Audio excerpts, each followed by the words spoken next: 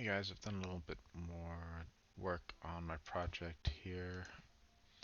Um, Hopefully nothing too major compared to the one that I ended the last video on. But I did do things like merge the tiles in by just making additional cuts and extruding the tiled roof parts instead of jamming them in. I still do have some objects that are jammed in, which are just these wood support slats. Like 4x4 wooden beams. I put these little guys in here for scale, just that I would have one wizard per floor, so I can kind of make sure that the doors are the right height, right? Because when you're looking at things in perspective, um, sometimes you'll get the door sizes wrong or the window sizes wrong, right? Like this door is actually a bit bigger than the others. So you can watch out for that by just including a small figure in your scene. Now, I did that on purpose for the front door just because it is the front door. So, other than that, one thing I posted in chat is that you should also do a sweep on optimizing your model. One of those steps is to delete any underface to your building parts. So you can see I had, again, wooden supports. I deleted all of those downward facing faces. And same with the main building structure. However, I'm not going to do it everywhere. That's more of an extreme technique, which I've seen my friend at League of Legends does this, right? Where say this is your building and this is the angle that it's going to be seen from 100% of the time, right? They'll actually have a camera up here in their scene, usually. Um, Create camera from view.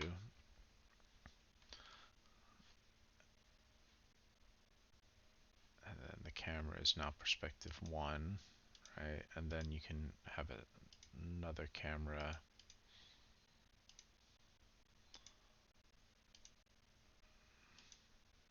Right, so now that camera is locked in. And we go back to our perspective camera. What they would do is go into face mode and literally just destroy any back faces here that are not going to be seen by the camera, right? So like that's a bit of an extreme method because now I wouldn't be able to use this building, right? Even though it would work fine in this scene. Say if I cut all of those faces, right? That's 100 tries worth. Cut all of that and no difference to the main camera view, right? Even though from the back it looks like it's been chopped up. Right, so you can use those kinds of methods when you know the camera is going to be locked, but then that eliminates this as an option, this building for cinematics and things. And since we're going to use it for cinematic of sorts, we will leave ours intact. The other pass that I suggest that you do on your own buildings is to really, again, like zoom in to the human scale almost, right? And take a look at the small details to catch areas of interest that you could make more stuff on. So I added this little walkway here, and I figure, if you live up on the floor here, maybe you want to be able to send like a bucket up and down the between these floors. I don't know what happened to my bucket object. I must have deleted it. Um, and then, oh, one thing I still need to add is like a wood pile back here. Now, the trick is to use your imagination, right? And as to like how little geometry you could get away with. Um, if it is literally just one wood pile, that's fine. Usually I want to do just maybe a second one that's maybe half used or something, right? So it's like it's been, maybe I've got some that have been used up a little bit.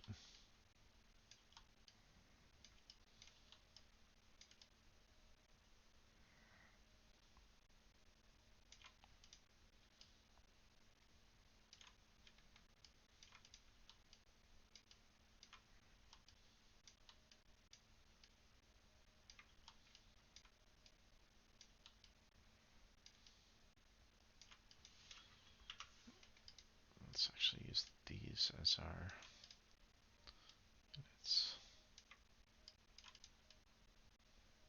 I just have some stuff going on at the back here.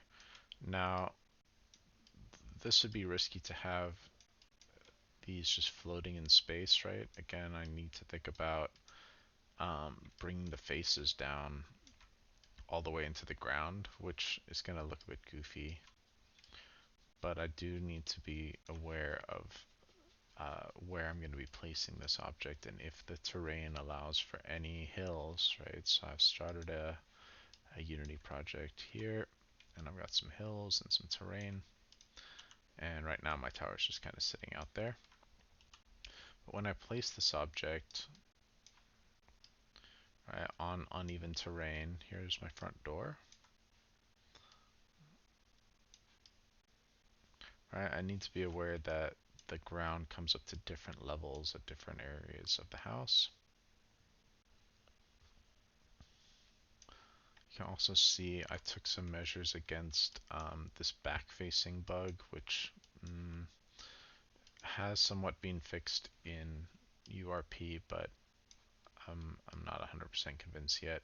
So with these single-sided planes, right, I've got, I would usually just have a single plane, right?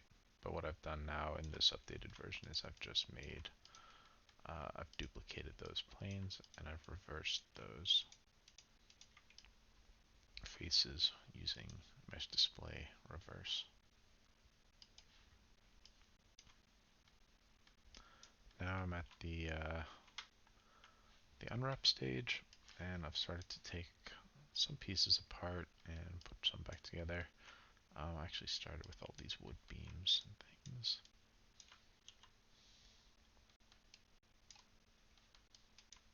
But again, I'm working pretty small at this stage, trying to get the fine details the way that I want them.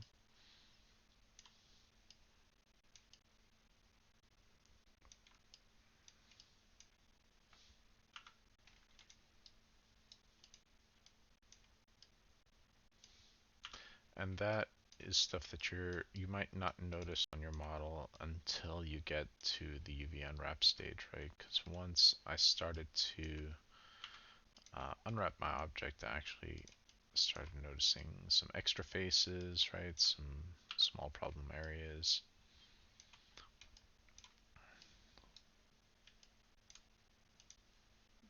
So there's my unwrap as it is. Let me just add these new parts with combine.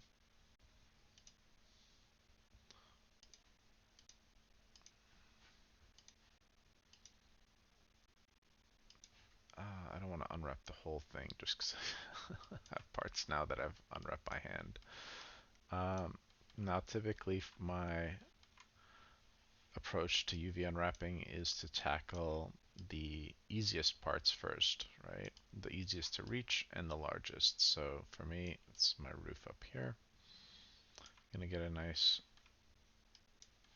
round selection at the top and then use UV cylindrical, right, to get a good output that is going to be stitched together. So with just a automatic unwrap, right, I have these very apparent seams that are going to appear in the texture. Not necessarily be obvious when we're using Substance Painter, but they can work against you in different ways. So it is worth approaching them as problems that need to be solved, or uh, you know, something that can improve your workflow if you're trying to make a portfolio piece, where having a nice stitched unwrap is going to be easier to understand when it comes to Substance Painter of where this piece is, right? Rather than the roof being 4 different pieces, now being all one solid piece that I can just target when I am coloring in parts or adding details on my texture. Now, the other part, though, to keep in mind with this is that we often want to try get the best version of the seam, not just any seam. So this white line here represents the new seam. seam, sorry. And to change that, I'm going to click on this little red T in the corner of the scaffolding, and then I'm going to click once on the outside blue ring.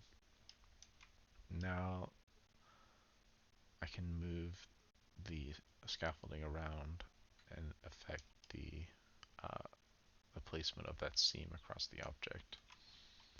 Now I like this one because it has the seam all the way down what I'm going to approximate to the back of the object, right? But it also has this cut right here.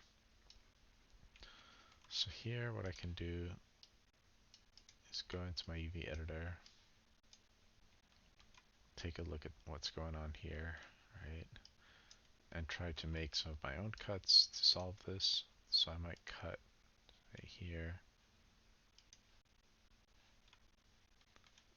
figure out where this edge is, and then use stitch together. Oops, use beta A, it's a bit easier to see. The other one that's causing a problem is this top face. Honestly, for a round piece, like a barrel top or something, you often just want to cut all the way around the ring and just have one area there that is separate. Then I select the UV shell, I choose unfold and optimize.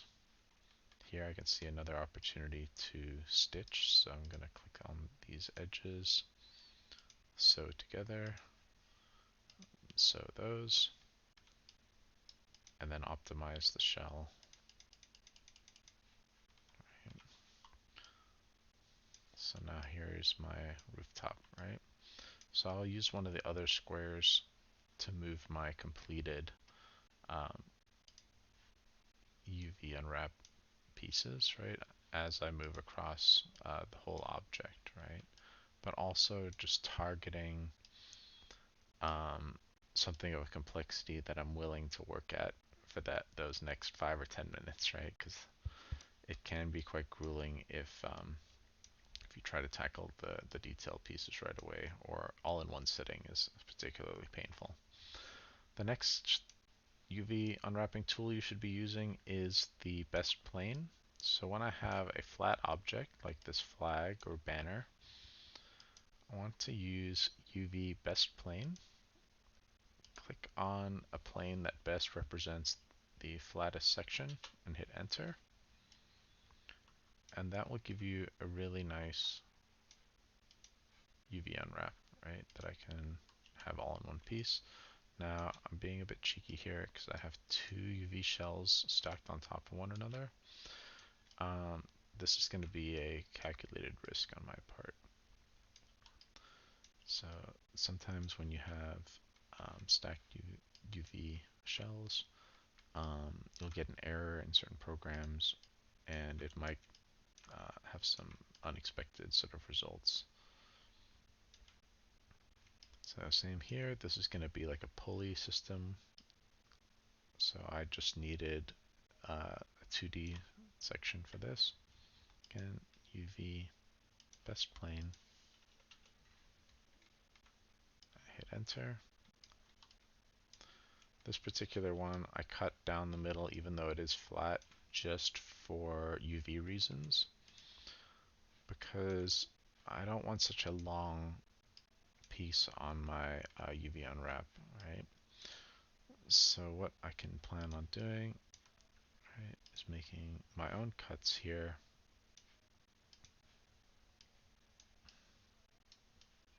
And now if I want, I could potentially stack these. Say if both of them had rope. Maybe I'll try something cheeky and have a partial overlap. Typically what I would do though is to flip it around or rotate it 180 and then have them stacked, right? And that way, say if I have a loop of rope in a U shape, right, on this tile, it'll just be that same U shape flipped the other way around.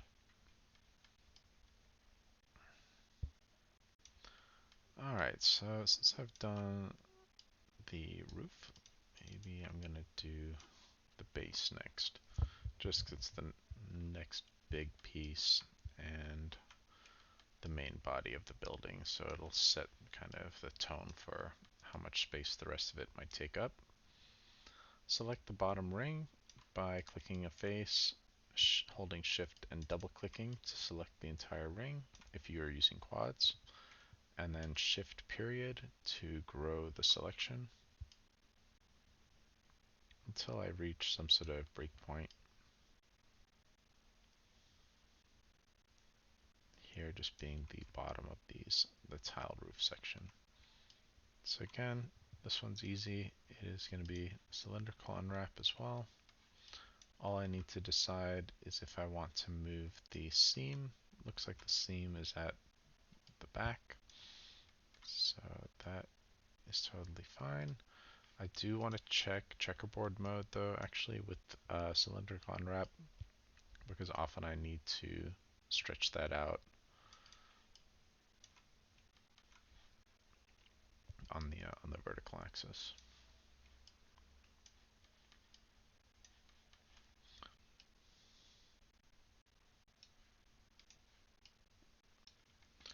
Other things to think about are doorways, right? We'll have in a cylindrical unwrap, since it is just taking a camera and looking at your model in a sense, it will not catch the door frame polygons, right? These 4 polys around a door or a window frame will typically not appear and will end up being stretched, right? Because they're laying directly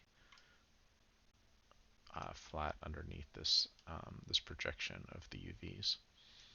So you can either detach the door, but typically a good solution is just to shrink in the door or window slightly, right, so that all of these will have kind of an even stretch on them. This still results in stretching though, if you notice the door frame here, right, because of the way that these vertices are sitting, right, where they're all competing, where each of these faces, right, in 3D is rectangular, but in here they're being squished in. So the options that you have for doors and windows, right, you can separate out just the door, for instance, and give these a little more room, just because now, right, the door itself will have larger pixels than the pixels around it, right? There'll be some stretching in that texture zone. So if I want a nice and detailed door, which I do, I'm going to separate out that object. Oops.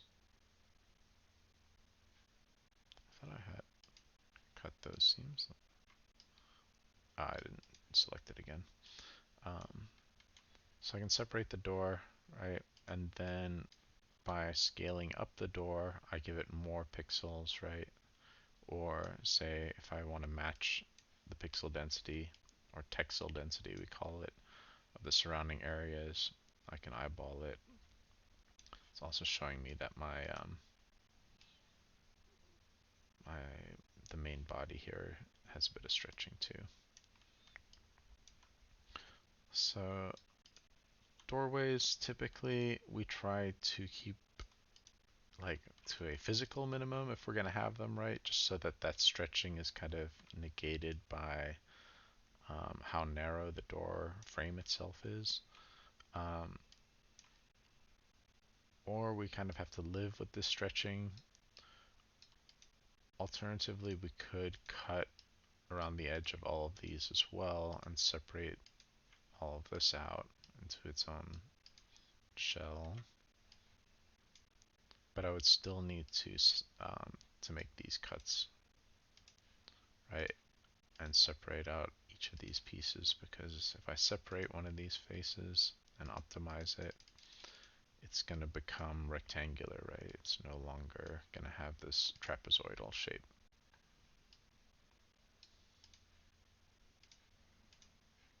So since it's such a minor detail, right, and easily coverable or hideable. Typically, we don't go to this lengths to improve the look of the door frame, right? Typically, we're just going to kind of live with it being slightly imperfect. So slightly worrying. Oh, it's down here.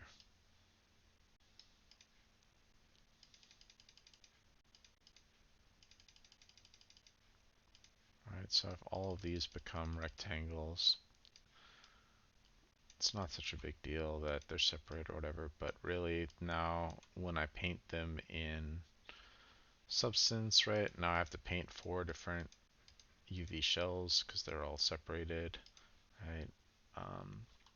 Better to just pull the door out and have some extra room for the doors and windows so that you can have some detail on there than to worry about the door frame.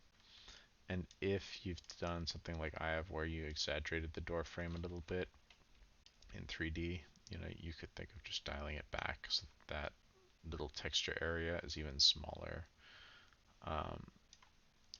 and will not be noticeable to the player slash viewer. So here's another door, right? Which means that this particular area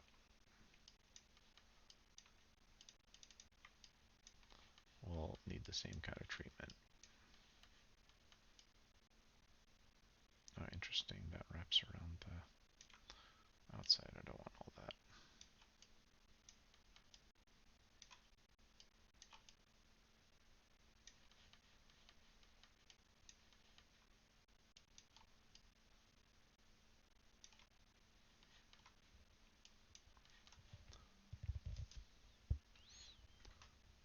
So again, cylindrical on the whole for building shapes. Tricky bit being hunting for the little red T at the bottom, clicking on the teal circle to bring up the modifier, manipulator.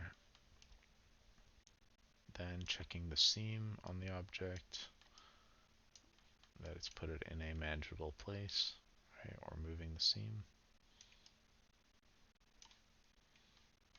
Checking the UV shell itself, right, and squishing it down so that the squares are more square-like.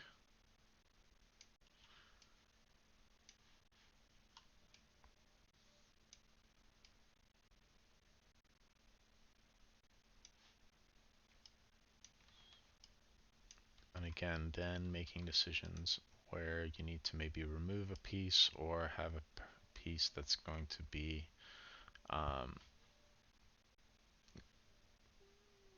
somehow larger than the pieces around it, right?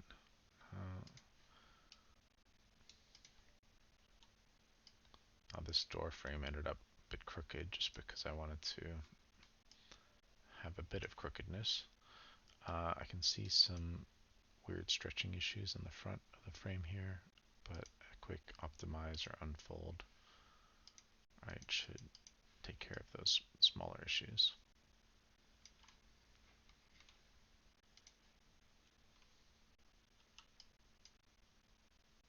Yeah, I thought I might have selected that piece by accident. All right.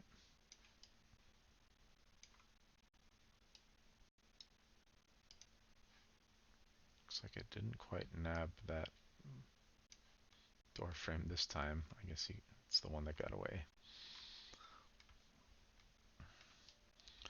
So again, really what I should be doing with these pieces that I'm finished with for the time being, should find a place for them on the unwrap somewhere, or on the square, and start to try and make them fit.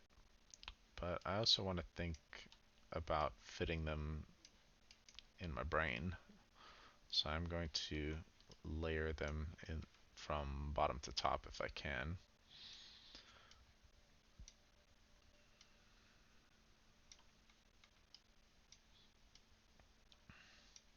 Also, if I have something like this banner, I might want to paint it later And even though I can rotate the canvas, I would rather just have it straight up and down. Same with a door, right? Wow, is that door really that crooked? I don't know if it's just my... Okay, there. It's a little crooked. Um, while we're on the subject of straightening things, let's just look at the method to get a straight line out of a skewed line. It's to scale that to 0 on the horizontal axis, right? So here again, this one is slightly off axis. If I skew it, if I scale it down to 0, it will create a flat line there. Same with something vertical. If it is, say, off kilter somehow, and I scale it down vertically, right, that will be squared off. I don't think it was that noticeable though in this first piece.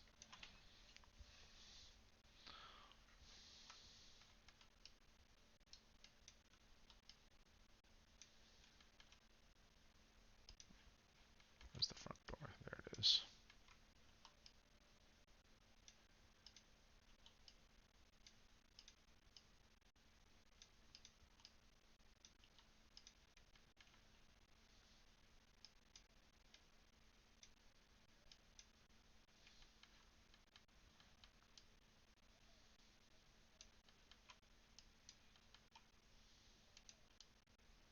I'll try to grab some of these big pieces.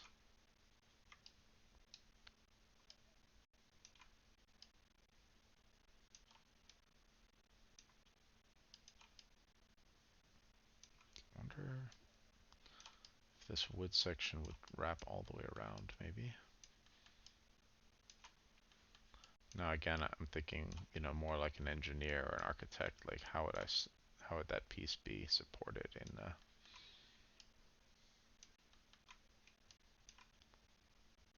Did I cut the front of this off? I don't remember.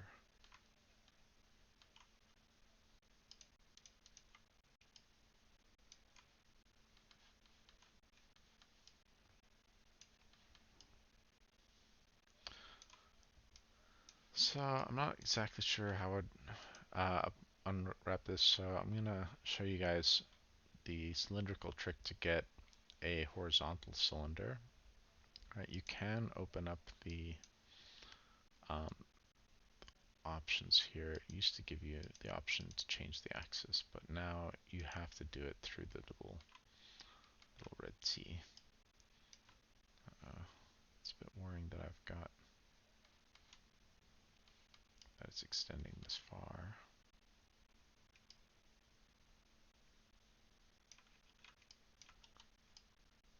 Now I've got something else selected.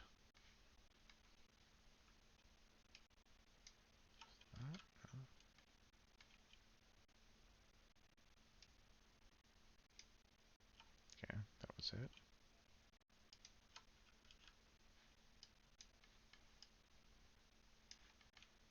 You know what I should have done is just use the quad select method and then swap to vertex shell or vice versa.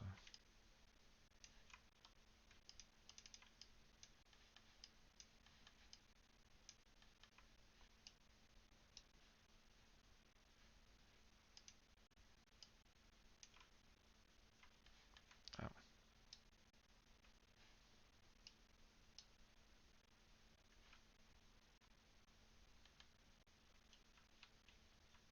oh, bummer.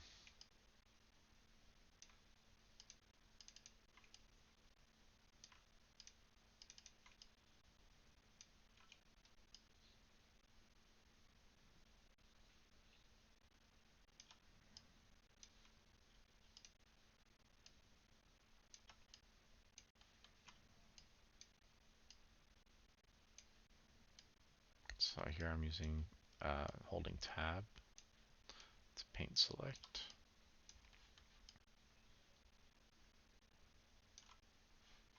Alright, and then UV cylindrical, tap the little red T, tap the teal circle,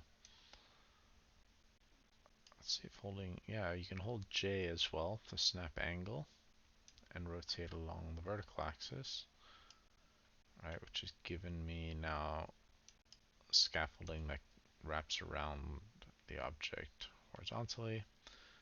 It's giving me a really nasty shape on my UV map, so I'd have to check checkerboard mode, scale it down so that it makes a little bit more sense.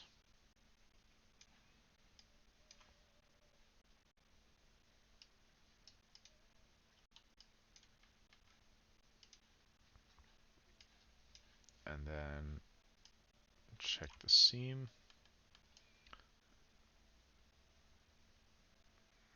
Looks like it could use one more cut.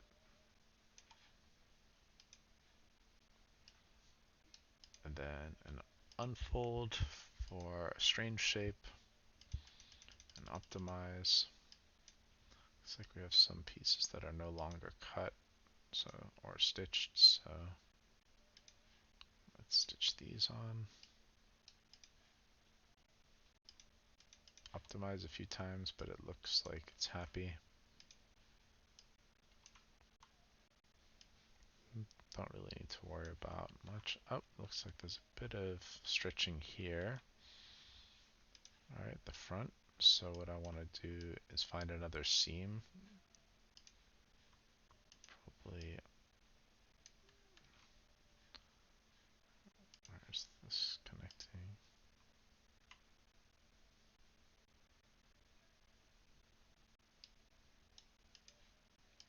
Oh, interesting.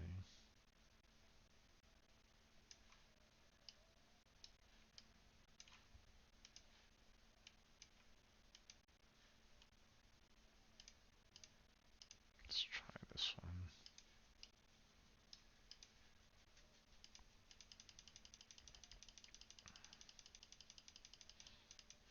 Okay, better.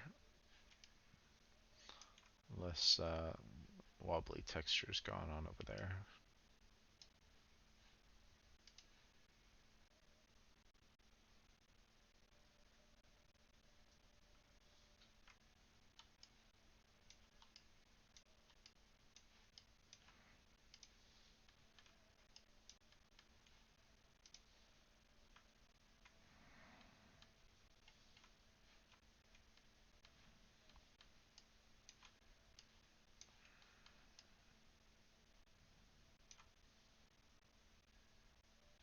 Cool.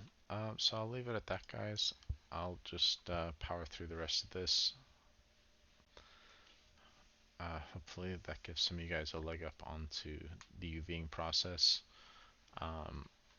Even if you don't go across the whole object, right? If you just want to rely on a bit of automatic unwrap, it's okay. Just make sure that you're testing it out in Substance Painter earlier on, right? If you're not going to stress so much about the UV unwrap now, it's best to test out what you've got so that you can make small adjustments to the pieces that need it, right? And try to catch it early on, rather than having to rush through your texturing and then realizing that you have UV issues, like say maybe if you've got like a big sign on your building, right? For instance, some of you guys might want to have like welcome to ExoCorp or whatever is going to be written along the sign. That needs to be bigger uh, here in the UV space than it is like relatively to the other parts, right? So you're going to want more texel density on a sign, right? You want more pixels in there so that you can have something written up here and have nice details on the first thing that people are going to look at is going to be signage if you've got a sign on your building. So those are the areas that you want to target for a little more texel density, a little more space on your UV map, which translates to more pixels and greater detail on the texture, right? So again, totally fine to roll with the automatic unwrap. Make sure you don't have any overlap if you're gonna do that. Um, Last steps are just to make sure the whole object has the same material on it. I've been using export selection a lot, but I also like the game exporter window. Have my object selected, change it to export selection because it will export things like your cameras or other junk in your scene. Your lights as well often. Now for us, we can untick these animation settings, skins and blend shapes. We don't need this, smooth that. That's all fine. Sometimes you have to decrease the FBX version. Other times you don't. Embed media will mean that there's a material in there when you bring it into Unity, right? It'll just have a little material ball, and typically I will extract that from my prefab, and then in Unity, right now I have a material that's already applied here, so I just start to drag stuff into my base mesh. Obviously this is not the texture. Whereas if you don't tick embed media, it will just have the FBX there, and then you just have to do create material and drag that onto the object, right? Not much difference there. Also, to export to a specific folder in Unity, I like to right click on my folder in Unity, do show in Explorer, assets folder, Control C up here to copy the path, paste that path here, and give it a name.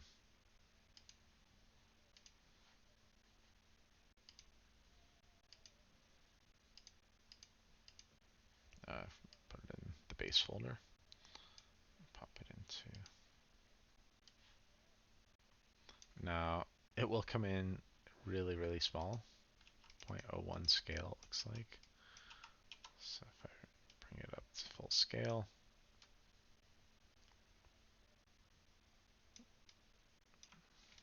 so I got a few more details on there. But here again, let's check how the wood piles are going to work, right? Where once the terrain comes into play and I line my front door up with the terrain, right? It's going to change the height actually of these wood piles at the back. But that's fine.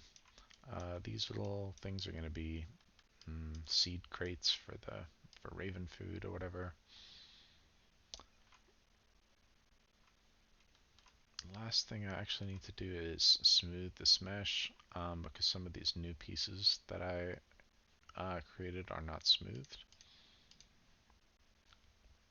So mesh display, soften edge, and then, oops, that's not going to pull me. Export the new version.